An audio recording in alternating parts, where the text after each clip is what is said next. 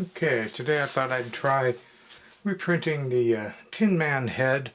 And I already did the video, I'll link down below in case you didn't see it.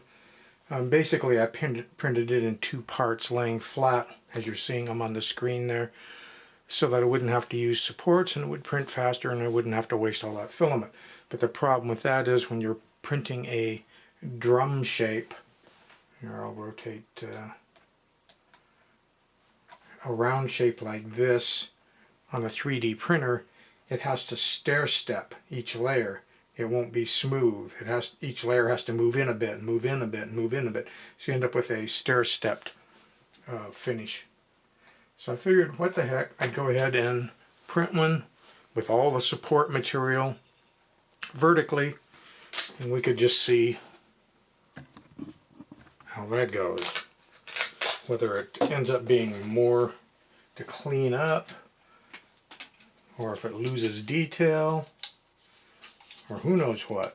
Should get my garbage can closer so I don't drop this stuff all over the place.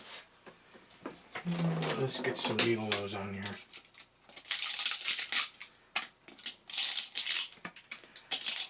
I'm hoping that maybe once I get some of this off I can just peel it. Once I can get my finger in there.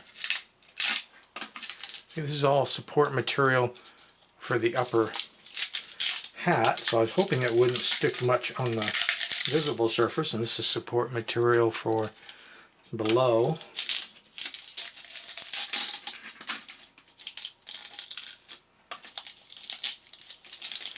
I didn't need any support material on the inside, so I didn't put any there.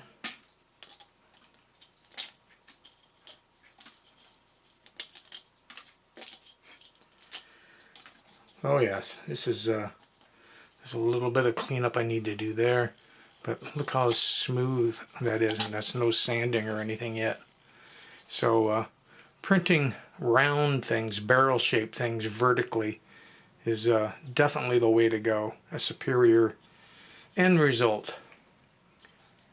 I might even drill the eyes out and put LEDs in this one. I don't know. I'll think about it. But anyway, I thought I'd show you guys the difference between something printed vertically when it's drum shaped and printing something in two parts flat when it's drum shaped. And you'll just have to go back to the video of the Tin Man to see how the head looked there.